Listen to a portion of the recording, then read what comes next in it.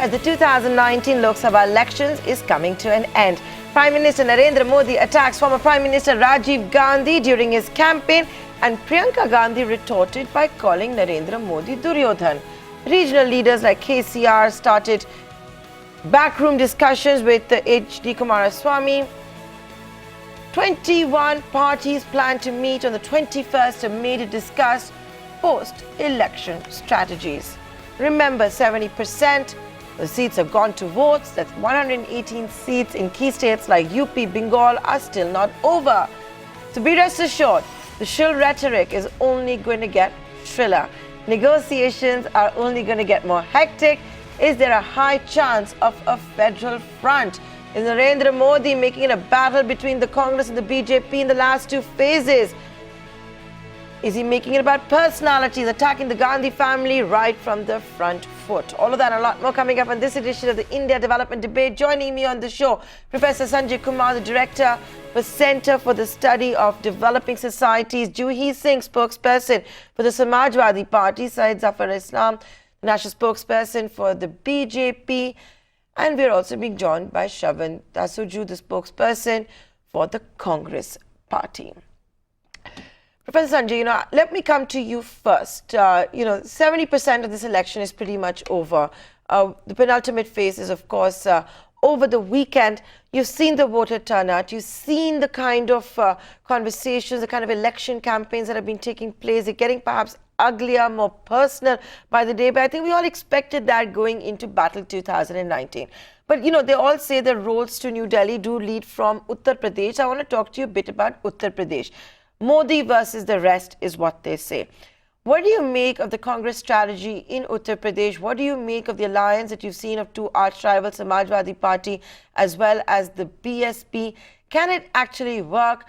Is it going to also work in favor of Mayawati, for example, who had a torrid run in 2014, and there are questions of her losing the Dalit vote to the Samajwadi Party?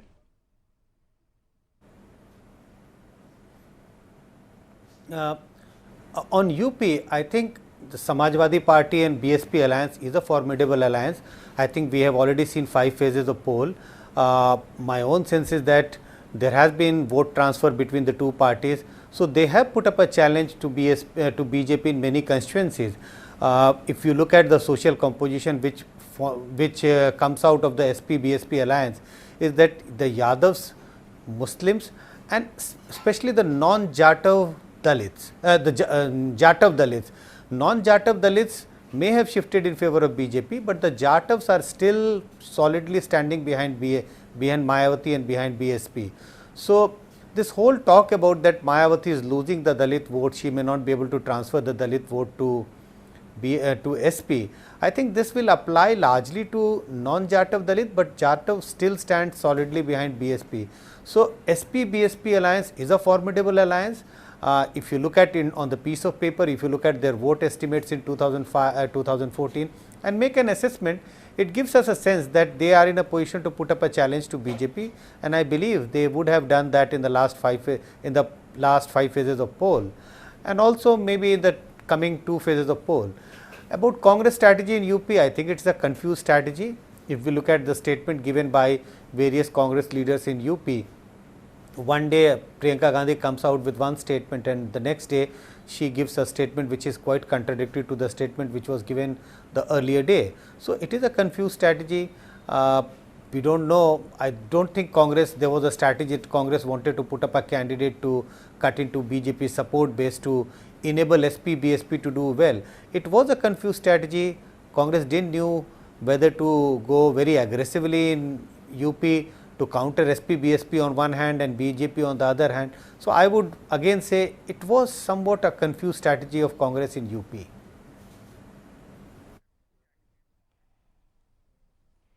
A confused strategy of what you have seen. Let me now go across to Shravan for this. Shravan, would you agree to that? Would you concede that your pre-poll election your pre-election alliances have left most poll pundits, most political pundits very confused? What exactly has been your strategy?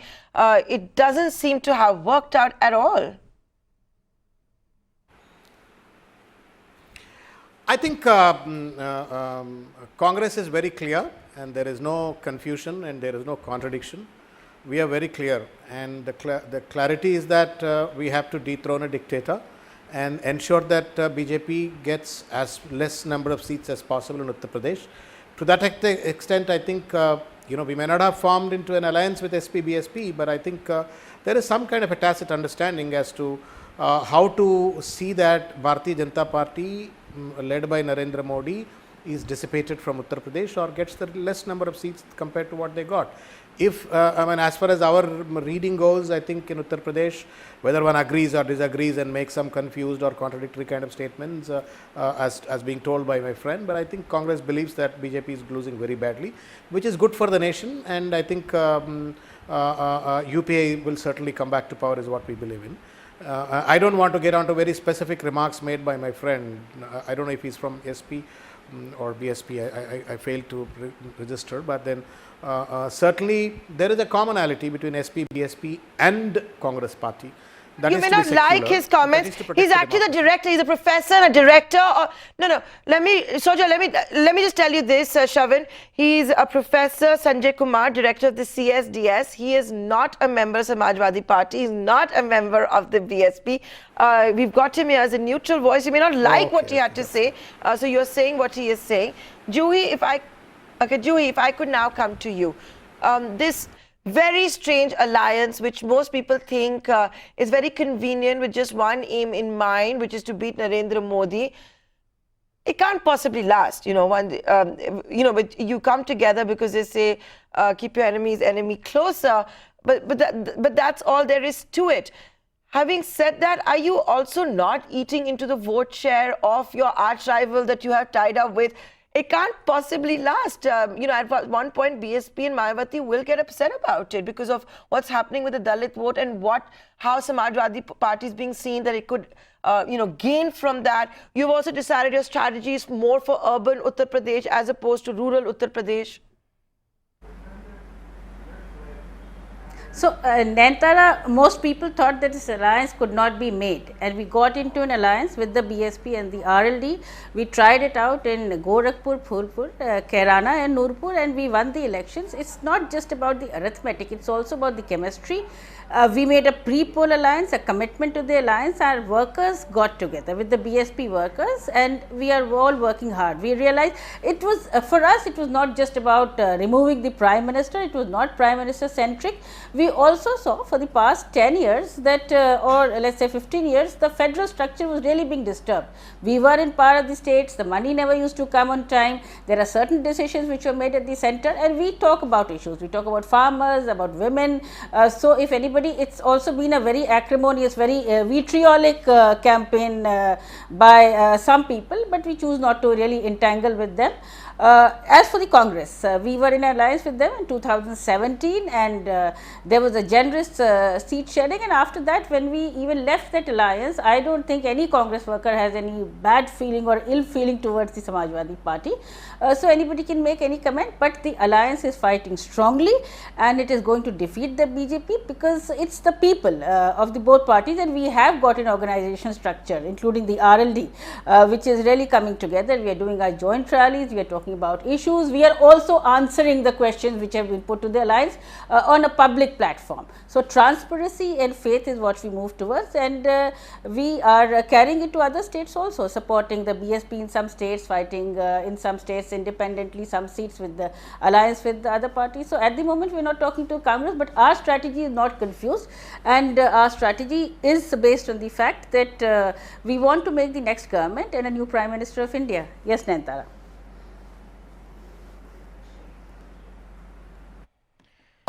Okay, so, I take that point. So now if I could come to the BJP on this, BJP, we've got Zafar joining us. So you have seen the impossible becoming possible with this pre-election alliance. It is expected to eat into the BJP vote. Most political pundits are over there, that you may have even maxed out your performance in 2014.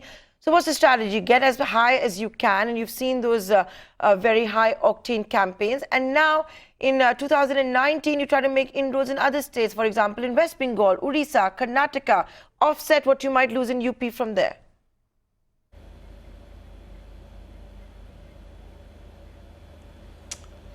See, as far as Uttar Pradesh is concerned, despite these two losing parties joining hands, they will not be able to dent Bharatiya Janata Party vote bank. And we have targeted that we need to get 50% to ensure that we get a full 74 seats, 73 seats we had won last time, and we have to improve our tally. So more than 50% votes we need to target, and that's what something we feel. We are very confident that we will be able to get it, because these are opportunistic party and people understand they have only come together for the lust of power. They were fighting independently, away from each other, away from Bharatiya Janata Party, based on because they had no agenda, only they wanted to be in power, and that's why somehow the caste arithmetics were working for them. But now the people have dumped those arithmetics, and they feel that the national interest, issues of national interest and national importance is more important for them, and their own welfare schemes is much more important than the working for the dynasties likes of BSP and Sapa. So we are not overly concerned that we will lose seats in Uttar Pradesh. But we have gained grounds in various other states, like for instance in West Bengal.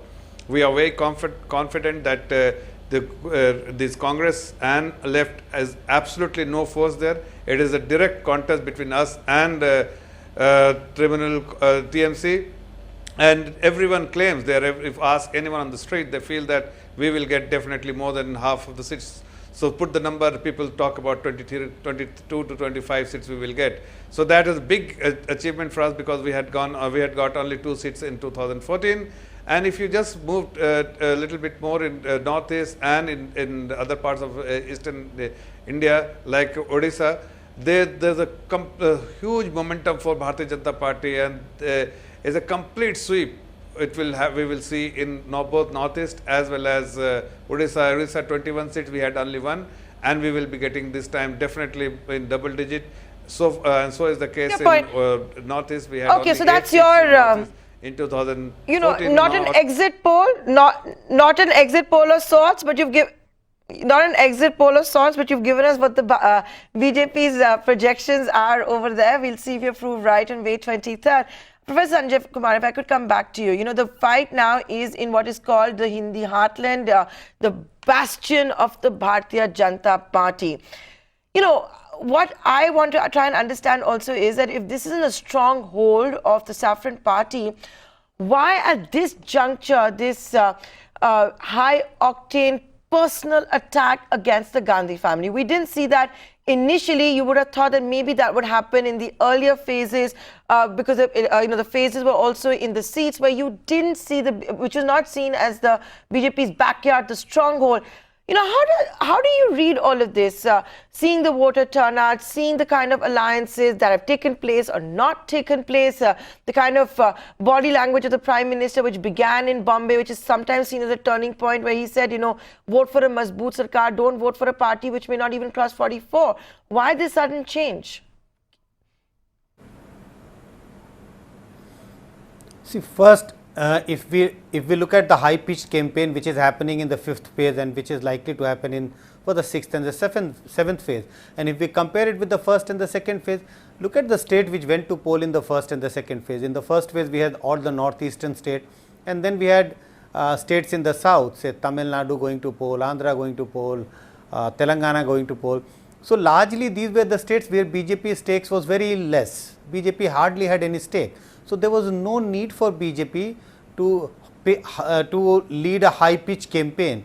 But the phases which we are talking about, and from where we have shifted, we have seen the shift in the tone and tenor of the speech, is the 5th phase, 6th phase, 7th phase.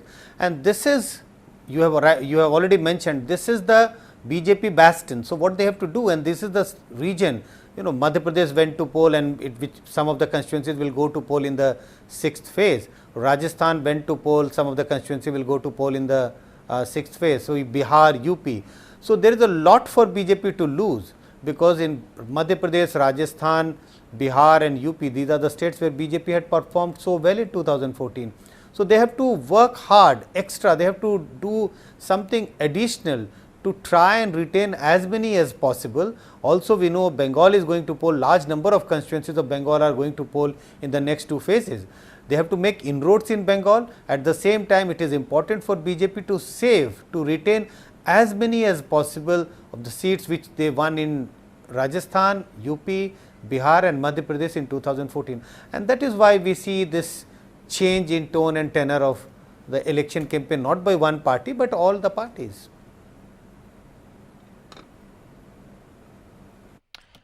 Okay, so now let me go across and get their viewpoint on all of this. Shravan, one has to observe that ever since this personal attack has begun against the Gandhi family, I don't know how history will say, history will decide, whether it was a masterstroke or not a good stroke in bad taste, because whichever way you look at it, a lot of the first-time voters which weren't familiar with Rajiv Gandhi, which may not have known about the controversies back then, are certainly becoming familiar with it. But there are also voters who have taken a distaste to it, saying this is not right. Having said that, you're not seeing an equally sharp retort backed by the Congress. Why is that? Why aren't you taking it on head-on? What's happened?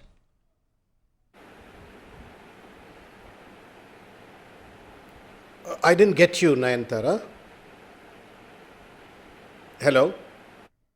So I'm saying that when you're seeing the Gandhi family with Rajiv Gandhi being attacked so vociferously by the Prime Minister in every election campaign, now, about all of these holidayings in Vikrant and all of that, one does feel that, is the Congress and the Gandhi family holding back? We are not seeing the Congress attack from the front foot, something that you guys were doing, the party was doing earlier with, let's say, for example, the Chaukidar Chaur Hai campaign. No, I think, if the other person is so insane and immune and cannot understand the emotions and sentiments of the other, however a strong attack you make, it does not make sense. But I think today it's a tight slap on the face of the Bharatiya Janata Party. The letter written by the former naval staff chief Ram Das, he wrote such a beautiful letter. If BJP leaders read that, then they probably will understand that Rajiv Gandhi's was not any tour, tour that he has taken, but he has joined an official program of the naval forces, and he did not accompany with any of these foreigners, but only his wife. As a Prime Minister, he was entitled to go with his wife. That's what they have written very clearly. And those islands, that small islands that he has visited also, or those islands that are integral part of the India, he went there to meet as a Prime Minister our own people. But then today, one fundamental thing we have to understand, BJP has no narrative in these elections. In 2014, they talked about Gujarat development model, they talked about corruption and a lot of other things they talked about, and they projected Modi as a messiah for the development. In the last 5 years, whatever they promised, name it 2 crore jobs or agrarian distress or doubling the farmers' income or industrial investment, Swachh Bharat, Startup India, Skill India, no program of them have been properly launched. I get on that the contrary, point. the economy has been why have you saved? Why is it that your party has decided at this juncture to attack Rajiv Gandhi? We didn't see that earlier. We didn't, for example, even see that at the time when South India was going to vote. It would have been an emotive issue there simply because of where Rajiv Gandhi's assassination took place and simply because of the reason behind his assassination. Why has it been left for the Hindi heartland, for the BJP strong bastion?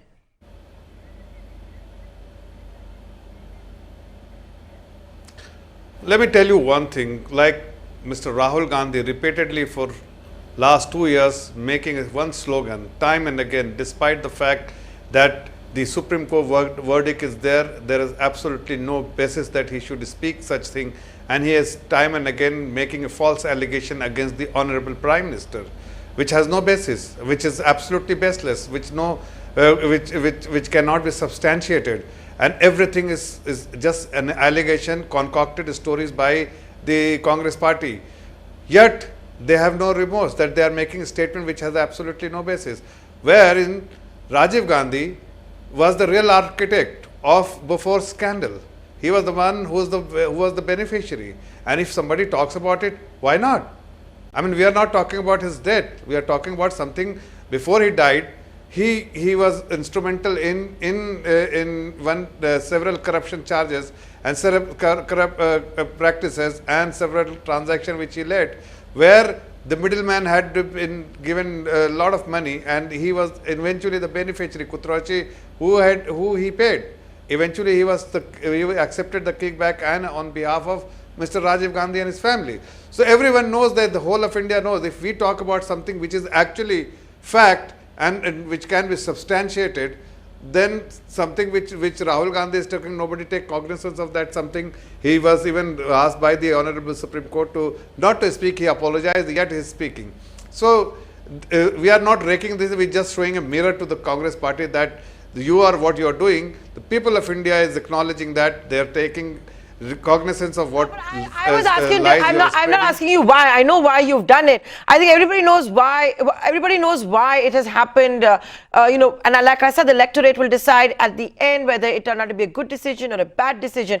I was asking you more about the timing. Why now? Why save it for the last 3 phases? Why did it happen earlier? It's not as if the Rahul Gandhi or Priyanka Gandhi weren't attacking the Prime Minister from the front. Today you have Nitin Gadkari, for example, talking about how the Prime Minister has been abused 56 times in the recent past. Of course, he's also promised to make Delhi free of pollution, air and water pollution, if the BJP is voted in. Juhi Singh, if I could come to you now, I want to ask you a question. We talk about Modi versus the rest. You're talking about how this is not an alliance of convenience. I still don't understand what could possibly be the commonality between the Samajwadi Party and the BSP besides their intention of voting out Narendra Modi, and how long it can last. If we ever have to test that, time will only tell us that. But how is the party reading the kind of feelers that the BSP is already sending out? There are already feelers being sent out that if there's a fractured mandate and if it actually does suit Mayawati, maybe she could join the NDA, maybe she will join Narendra Modi. There are those feelers, and you're reading the same reports I'm reading. That doesn't augur very well for this pre-poll alliance that you're talking about, and you have so much confidence in lasting if it ever gets a chance to. So, Nayantara, the BJP campaign always has all the elements of a Shakespearean tragedy, and these dramatic symbolisms, best not to pay attention to them, and these feelers also must be being planted by the BJP also because they excel in it.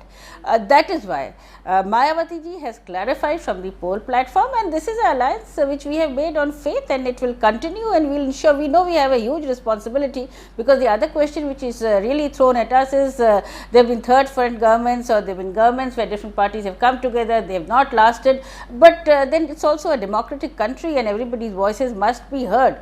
So this Mazboot Sarkar is really a very very useless jumla, as long as if your schemes are not reaching the people, if the issues which you are discussing are not something to do with people, just like my friend from BJP said, that the federal issues, the issues of the state don't matter, then let me remind you, the regional players which are very strong and who talk about farmers, agrarian distress, women, also unemployment, the economic parameters which you have changed, which have to be really corrected.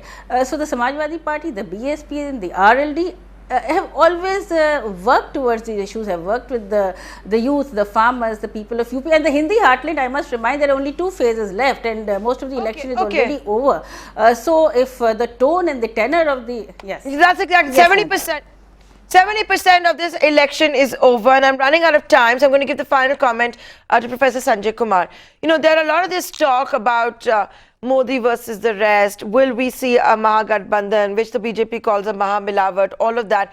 But do you really believe that we're going to go back to the 90s era where it is going to be so much about coalition governments? The incumbent government believes that it's going to perform better than 2014, it's going to top 2014's performance. What's your reading so far with 2 more phases left? No, in 2014 also we had a coalition government. It's another fact that BJP managed to get a majority on its own. So my own sense is that in 2019 also we are heading for a coalition government. But my own sense is that this coalition government will be led by BJP. It is going to be an NDA government. That's my reading of how elections have happened in the last 5 phases and what I see happening at the ground. So it is going to be a coalition government. It's not going to be a single party majority government. but I think NDA has a huge edge over UPA in 2019 as well.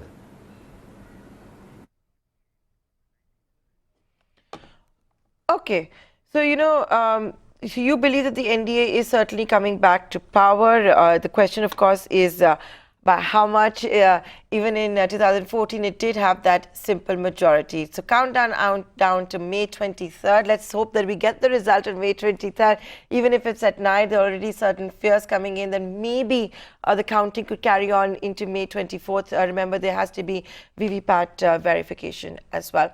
With that, I'd like to thank all of my panelists for taking the time out and joining us on this edition of the India Development Debate. My thanks for watching.